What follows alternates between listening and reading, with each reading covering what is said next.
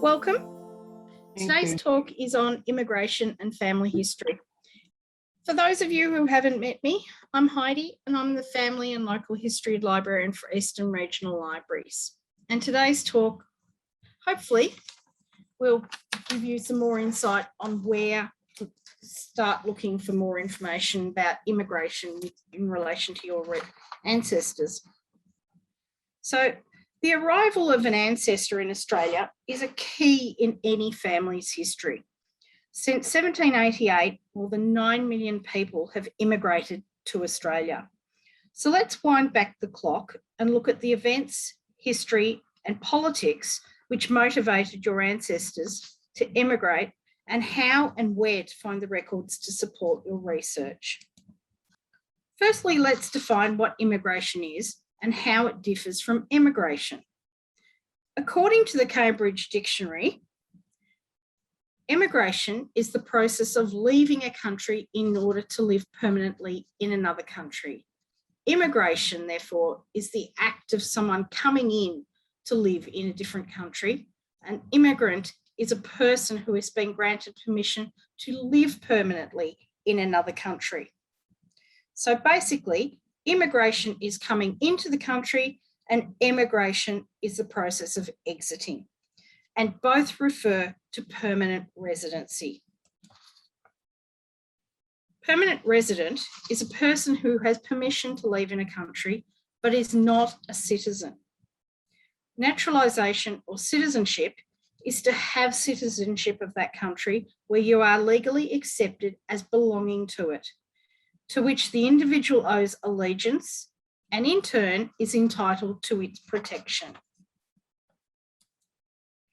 A refugee, in contrast, is a person outside his or her own country who is unable or unwilling to return to that country because of persecution or fear of persecution based on race, religion, nationality, political opinion, or membership group. So now that we understand the various definitions associated with immigration, let's briefly look at the history of immigration as it relates to Australia. Everybody's ancestors, including the Aboriginal, came here from somewhere else. This may have been 60,000 plus years ago or 5 years ago, but more likely somewhere in between. The reasons people came is extremely varied, as are the methods used to get here and when. Most immigrants arrived in the 1800s and post-World War II. How? The Aboriginals, although they're thought to walk, when the land masses and sea levels were very different to what they are today. Up until the mid-1960s, most people came by ship, and most since then by plane. Why? Convicts, military, free settlers, refugees, the lure of gold are just to list a few. Since 1788 and the arrival of the first fleet, more than 9 million people have come into Australia from overseas. As I previously mentioned, it is thought the Aboriginals arrived around about 60,000 years ago, having walked over land masses. But today we'll be focusing on those more recently than that. 1788, the first fleet, made up of 11 ships. On board were 778 convicts, and the balance of the 1,480 people who arrived were made up of Marines and their families, along with the ship's crew. We must remember there is no infrastructure here when they arrived. They had to clear the land, build buildings, cultivate the land to produce food, as white people live a very different style of life to that of the Aboriginal people. For white men, these were very tough times.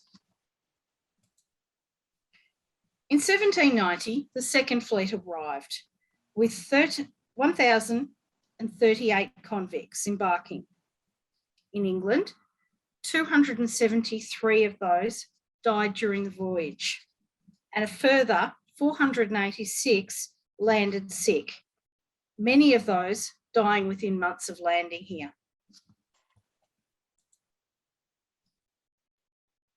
In 1791, the Third Fleet arrived with over 2,000 convicts, but only 1,885 arrived in Sydney.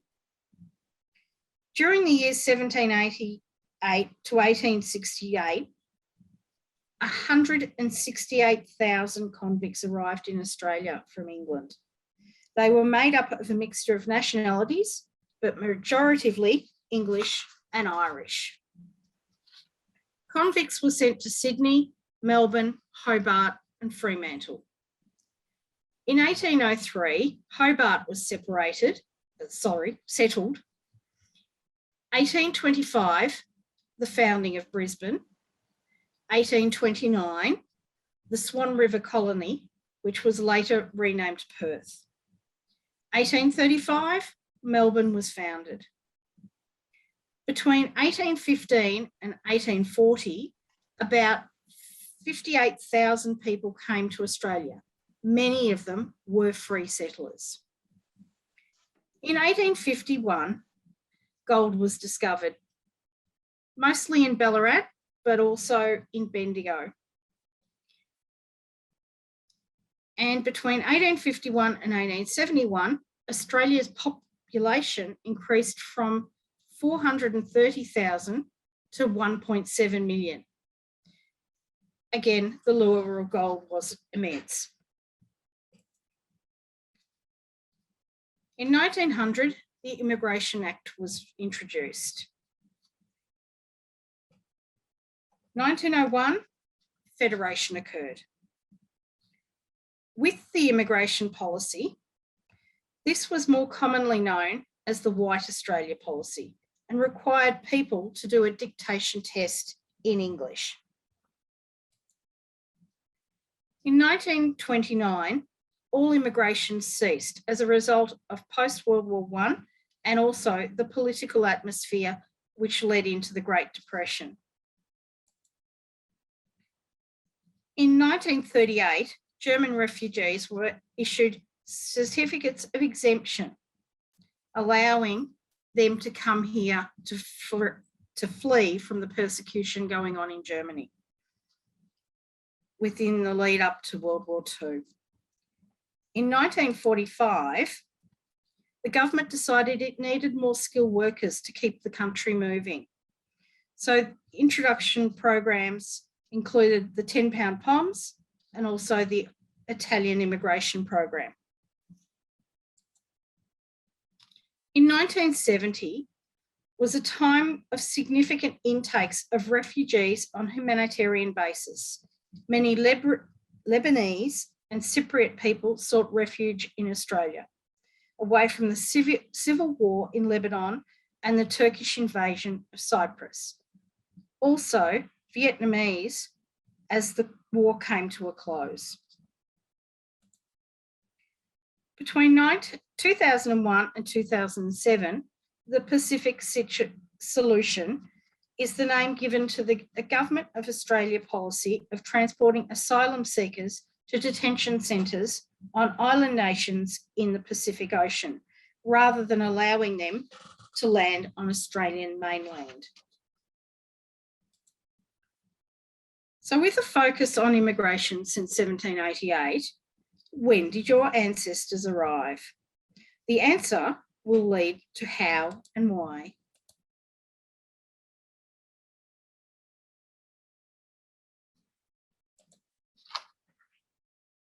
So depending on when is the answer to how to a certain degree.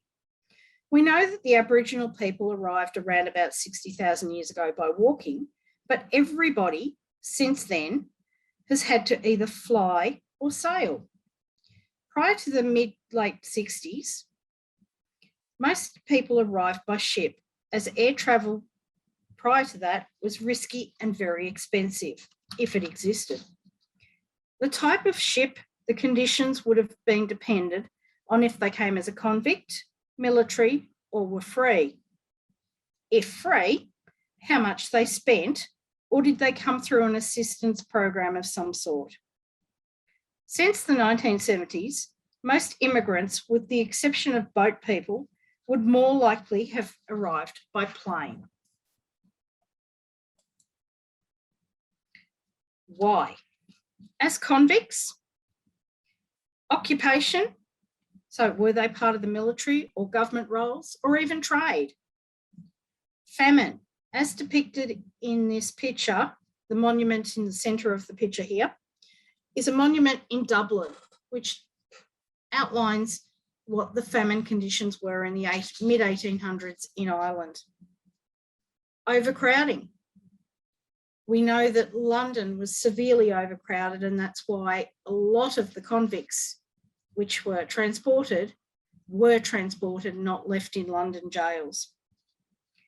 To capitalise on the new world and all it offered, gold, land, a new beginning, and opportunities, or just escape from the homeland. So why do we need these records in our family history? Like with all family research, we need to verify information through records. Why? Proof that it's happened, who came, when, how, and why. What actually occurred? Many ships had stories associated with their journeys, which add colour to the history of all families of the passengers on each ship. Remembering numerous who boarded but didn't make it here at all. Illness and death on board were common occurrences, as were ships going down at sea or wrecking on reefs within sight of land. These stories give us padding when writing about our family's heritage. So what type of records can we look at? Records that may tell us the answers to some of our questions include convict musters, military lists, shipping indexes, immigration records, newspaper articles, and don't forget other records that may also help. And these include death certificates. In some states, the number of years that the person was in Australia or colonies was listed on death certificates. Also, hospital and asylum records. These also may contain dates and the ship name that the patient arrived on. So what can I expect to find? This totally depends on what records are still in existence. Have they been lost, damaged, or destroyed? Who filled them in? Information varied in a huge way, especially between shipping captains, clerks, and even country requirements. It may also have depended on how much you paid to travel. Information found on records can also vary from country to country, state to state, ship to ship, and also voyage to voyage. Unlike in many of the American states, Australia did not record people moving interstate, except to and from Tasmania, where they needed to travel by ship. Lots of detail about those travelling in first class compared to those in steerage, in which many cases, not even their names were recorded, just the total number on board. What events occurred before, during, and after the voyage? Illness, lack of winds, mutiny, marriage, birth, deaths. An example of events on one specific ship called the Ward Chapman, which arrived in Melbourne in 1842. It was the first intercontinental ship to use canned goods as a method of carrying food to feed those on board. At this time, canning was still very much in experimental stage, and many arrived very ill or had died on the voyage due to malnutrition because the canning process had failed and much of the food had gone off. And those who had paid first class got the better of the food available, whereas those in steerage did not. So where to find these records? Start with your local library. Why? Because we've got access to a broad range of records through our collections of books, periodicals, newspapers, microfiche.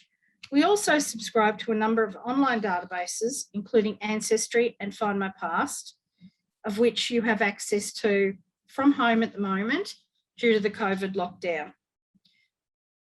Our library website also has a huge number of links to guide you where to go next. Other sources. Here is a list of some organisations and websites which may be able to help you with your search. There are many more links on the ERL family history page of the website. Many of these are free and can be searched from either in the library when you can come back in, or from home and cover Australia as well as other countries.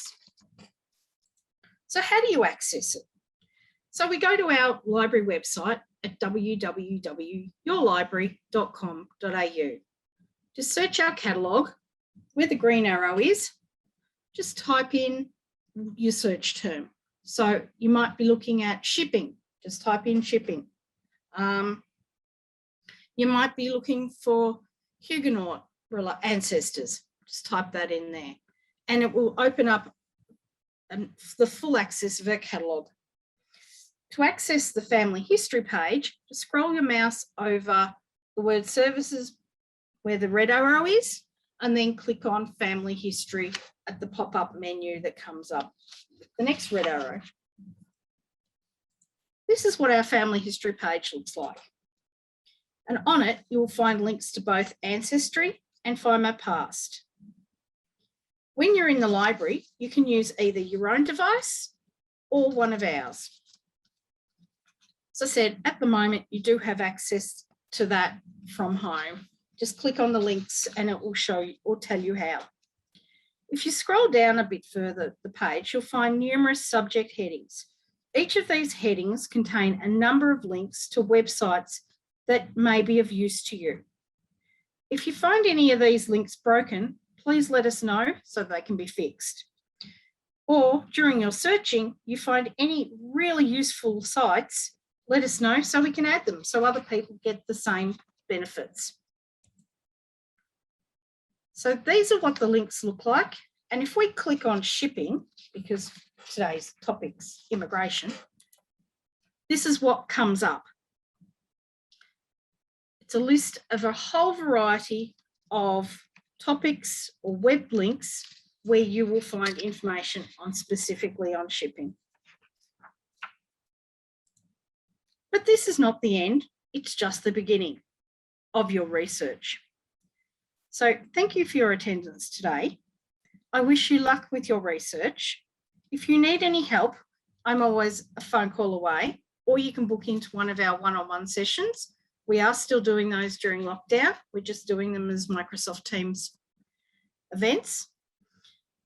Does anyone have any questions? Heidi, yeah. you referred to the one-on-one. Is that remote or is that at real face-to-face at the library? No, the library's closed. You can't come in. But what we're doing is organising a Microsoft Teams session. So it's like Zoom. And you're on your computer and I'm on mine and we talk and try to work through things. Something history. Can I say on that, Trudy, that you helped me last week with it, and I did solve the problem. I went on further from what you told me, so it worked well. Good. So that's the method we're using at the moment to be able to try to help people, because you can't come into the library and do our normal one-on-one session. Yep. So it still is a one-on-one session. We're just doing it via a screen. My understanding of the dictation test that you referred to was that it could, you said in English, but I think it could be in any European language. Not to begin with. When they first introduced it, you had to be in English. So therefore it limited a lot of countries like French, German, Italian, and more the Eastern Bloc countries from coming to Australia because they didn't speak English. Right. Okay. Well, because I remember reading about that that they excluded some people by asking them to take a dictation test in Exactly. Welsh and odd languages that obviously they couldn't Yeah. do. Well, yeah, once they did that, that's when they started being creative, shall we say, so that they could pick and choose who they wanted to immigrate. As government still is. Absolutely. Right. Thank you.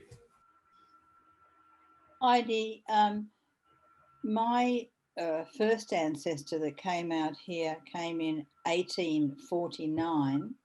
Yep. And she arrived in Hobson's Bay, Williamstown, and then walked from there. She was an Irish orphan, walked from there through the swamp till they picked them up because the ship was too heavy a draft, too deep a draft. And took them into Melbourne. Now, I've never found out where they actually would have gone. The newspapers at the time, Yep.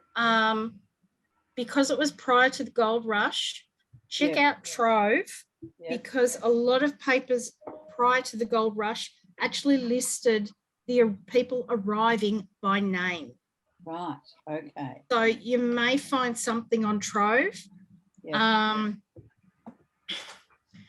Also check out Public Records Office, because if you can find out the ship they arrived on. Yes, I know the ship and the date and that, but I don't know when they actually got into Port Phillip. I know there was a canvas city, a tent city that people used to go and stay until they found permanent accommodation, I think. But did they have to go? Was there an immigration centre there then? Yes, there was. Right.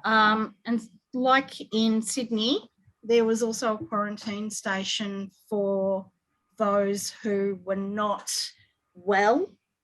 Yes. And that's down Sorrento Way, if I can remember correctly. Yeah. It's along the Mornington Peninsula. I can't exactly remember where. Point Nepean. Point Nepean. Yeah.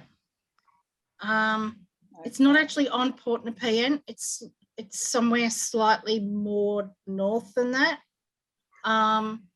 It still exists today, but it's now a museum and fairly restricted access also.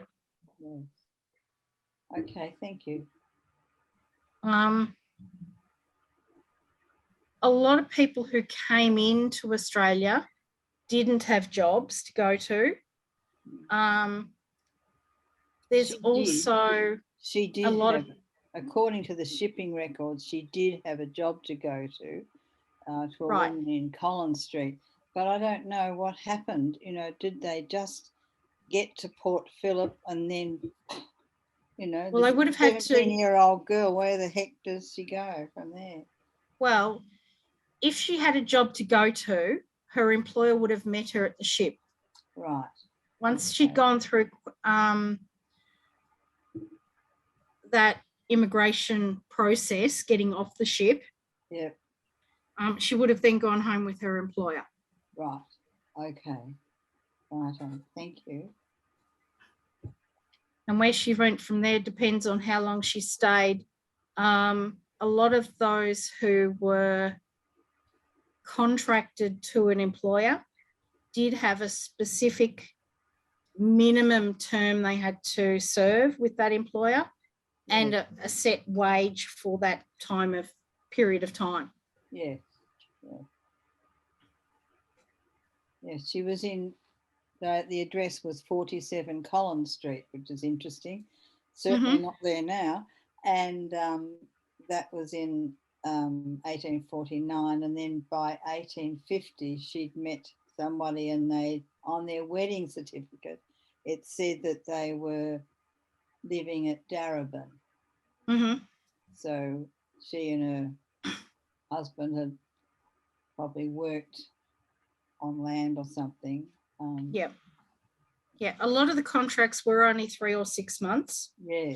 It was more so that they could get them here, get them working, Yeah. and then they had the opportunity to pay off their debt, because that's why they had a fixed contract, because that was part of the immigration process, whereas they were contracted, so that some of the money that would have been paid to the person didn't actually go to them. It went back to the government to pay for their passage.